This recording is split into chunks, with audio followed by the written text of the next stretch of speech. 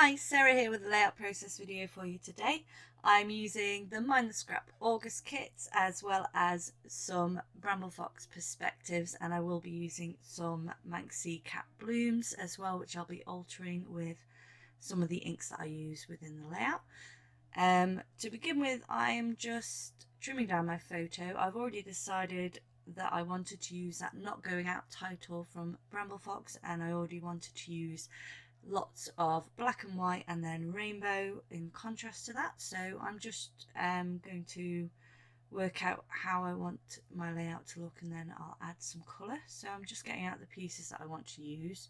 My title is not going out, obviously in the current situation it's very appropriate, and especially because I have a little baby, so I don't really go anywhere anyway, so either way it would work.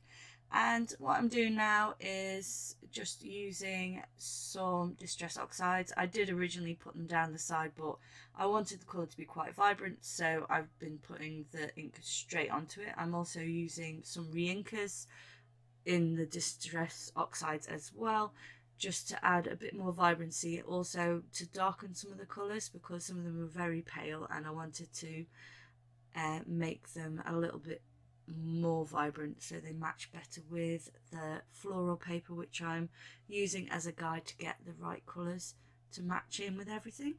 So I'm going through each colour, adding on some ink and then smudging it around with a wet brush, and obviously rinsing it off quite a lot in between. And once I've got the colours down, I just make sure they're all blended nicely together. And I'm also smudging the colour back from the edge so that it fades slightly towards the end. Apologies if you can hear crackling, it's my cat underneath my feet. Once I've added those colours on, I'm now going to add some Heidi Swap Colour Shine. This reacts wonderfully with the Distress Oxides. It picks up the colour from around it, it draws the colour away, so adds like a little bit more texture to it all.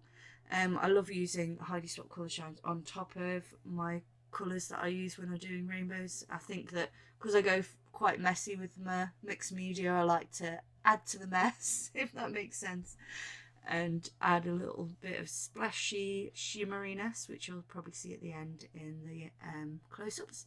So now that background's off to one side to dry. I'm just distressing the edges. I did that a bit off camera so you didn't see. I just used my scissors to ruffle up the edges and then did a few little tears here and there. And now I'm just adding some foam to that to add some dimension onto my layers, and obviously the rainbow floral paper pops off really nicely against the black and white. I also add a matte layer between the two so that the white so that there's no white on white, if that makes sense, so that there's a colour between the white parts on each of the other two papers. Now I'm happy with that. I'm just going to glue down this piece because now my mixed media part is dry. So I'm just adding that down the side, lining it up before pressing it all down, and adding a little bit more foam to the back of my photo so it lifts slightly more again.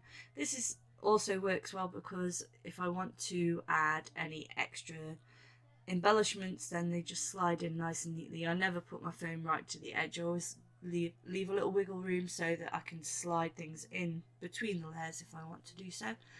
And I've just glued down my perspectives and things with some 3D matte gel, and now I'm just adding some embellishments here, some stickers, some enamel dots, a few other bits and bobs, a little peg. They all came in the kit. Apologies again if you can hear my little boy talking to Alexa now. It's the only time I could really do this, so he's doing his own thing in his room at the moment. So I've trimmed off some of these flowers. These are from the Scrappers box. These ones are flowers that have less dimension. They're smaller ones mostly as well, so that they fit nicely on layout, so you can still fit them inside a page protector. And for each flower I've just done a large and a smaller one, and for each one, and then just colouring them with the same colours that I've used on my background. So adding some water to help the colour soak into the flower. They take a little while to dry, but they really absorb the colour really nicely and they become really vibrant, so it makes such a difference. So the white flowers are brilliant just to alter and do whatever you want with them. As you can see here and there, I'm adding 2 different colours together. That's just to get the right shade that I want. So I'm using some pads, some re-inkers. I also do use some ink spray here and there as well, depending on what colours I've got for each one. You could just use normal distress sprays, or any spray really, but the ones that are mica ones don't, or mica, however you pronounce it, don't work so well because they're a bit sticky and the colour sits on top and makes the flowers have less detail to them. So I'm working now on my final few. As you can see, they're really easy to alter. Just add a bit of paint and then leave them to one side to dry. So last couple here, and then while they're drying I will continue working on my background. Now, oh, I'm not waiting for them to dry. In fact, I'm just adding them on. There's damp still here, but they're workable at the moment, so I have left them for a short while and I'm just deciding where I want to put them. I'm basically trying to make sure that all the colours contrast with the background, so I'm making sure that I don't have any that blend with the background, so they're all they vary from the background. And I just I can just tweak the petals slightly and nudge them and change shape slightly, but obviously I'm being quite delicate with them because they are wet, so they do need to be dealt with a little care. Once they're dry though, they go quite solid again, so they're much easier to work with, but I knew that they'd be alright at this stage.